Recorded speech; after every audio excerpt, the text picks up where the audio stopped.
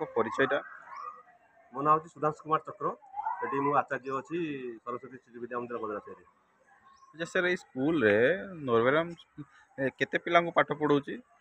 ନରଭେରାମ ତରଫରୁ ଆଜ୍ଞା ଯେଉଁ କେନ୍ଦ୍ରାମ ତରଫରୁ ଆଜ୍ଞା। ଗତ ବର୍ଷ ଆମ ବିଦ୍ୟାଳୟ ଦେଇଥିଲେ ସେ ଆଜ୍ଞା 45 ପିଲା, ଆଉ ଏ ବର୍ଷ ମଧ୍ୟ ଦେଇଛନ୍ତି 26 ପିଲା। କିନ୍ତୁ ମୋଟ ଉପରେ ଟୋଟାଲ ଉପରେ 71 ପିଲା ବର୍ତ୍ତମାନ ଅଛନ୍ତି। ଆଉ ଟୋଟାଲ ଉପରେ କିନ୍ତୁ ବିଦ୍ୟାଳୟରେ ବର୍ତ୍ତମାନ 420 ପିଲା ପାଖାପାଖି ଅଛନ୍ତି। ଆଚ୍ଛା ସାର୍, ଏଠି ଆଉ କ'ଣ ସୁବିଧା କରିଛି ନରବେରାମ ସ୍କୁଲରେ?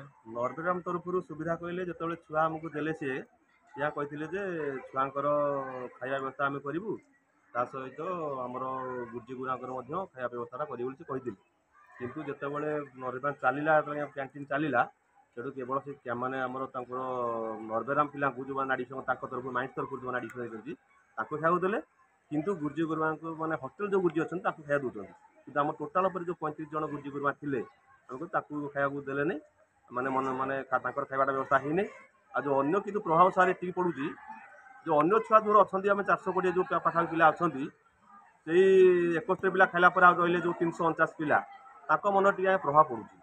ଓ ମାନେ ସିଏ ଖାଲି କିଛି ପିଲାଙ୍କୁ ଦଉଛନ୍ତି, ବାକି ପିଲାଙ୍କୁ ଦଉନାହାନ୍ତି? ନା ଆଜ୍ଞା, ସେ ଯେଉଁ କେବଳ ତାଙ୍କ ପିଲାଙ୍କୁ ଦଉଛନ୍ତି ସେ, ଆଉ ବାକି ପିଲାଙ୍କୁ ଦଉନାହାନ୍ତି। ଆଚ୍ଛା, ଏଇ ବିଷୟରେ ଆପଣ କମ୍ପାନୀ କହିଥିଲେ? କମ୍ପାନୀକୁ ସାର୍ ଆମେ କହିଥିଲୁ କିନ୍ତୁ ସେ କହିଲେ ହଁ ଦେଖିଆ ଆମେ ବୁଝୁଛୁ, କିନ୍ତୁ ଆଜି ପର୍ଯ୍ୟନ୍ତ କିଛି ଷ୍ଟେପ୍ ନେଇନାହାନ୍ତି।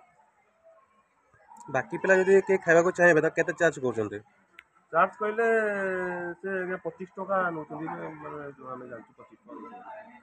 ଅନ୍ୟ ପିଲା ଯେଉଁମାନେ ଖାଉଛନ୍ତି ମିଲ୍ ପକାଉଛନ୍ତି, ବାଇଚାନ୍ସ ଧର ଗାଡ଼ିଆନ୍ କିଏ ନ ଦେଇପାରିଲେ କେଉଁ ଗାଡ଼ିଆନ୍ ଛୁଆଙ୍କୁ, ସେ ଛୁଆ ଯଦି ମିଲ୍ ପକେଇଲେ ସେ 25 ଟଙ୍କା ତାଙ୍କର ଯେଉଁ ଆସୁଛନ୍ତି ଝିଅଟି ଯେଉଁ ବୁଝୁଛି ସେ ହଁ 25 ଟଙ୍କା ତାଙ୍କର ନିଜ ତରଫରୁ ସେ ବୁଝୁଛନ୍ତି। ସ୍କୁଲ ତରଫରୁ କିଛି ଏଠି ସ୍କୁଲର କିଛି ତାହେଲେ ଭୂମିକା ନାହିଁ? ସ୍କୁଲ ତରଫରୁ କିଛି।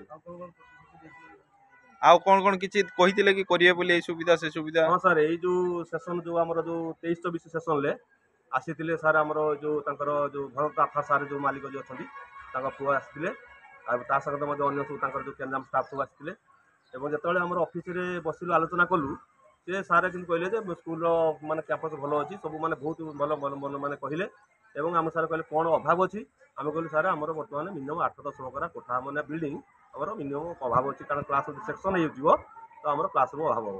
ତେଣୁ ଆଫା ସାର୍ ଆମକୁ କହିଲେ ଯେ ଖୁବ୍ ଶୀଘ୍ର ଆଜ୍ଞା 1-2 ମାସ ଭିତରେ ଆପଣଙ୍କର ଷ୍ଟେପ୍ ନିହାତି ନିଆଯିବ, ଆପଣମାନେ ଓହ୍ଲେଇ ହୁଅନ୍ତୁ ନାହିଁ। କିନ୍ତୁ ଆଜି ପର୍ଯ୍ୟନ୍ତ କିଛି ଷ୍ଟେପ୍ ନେଇନାହାନ୍ତି। ଠିକ୍ ଅଛି, ଧନ୍ୟବାଦ।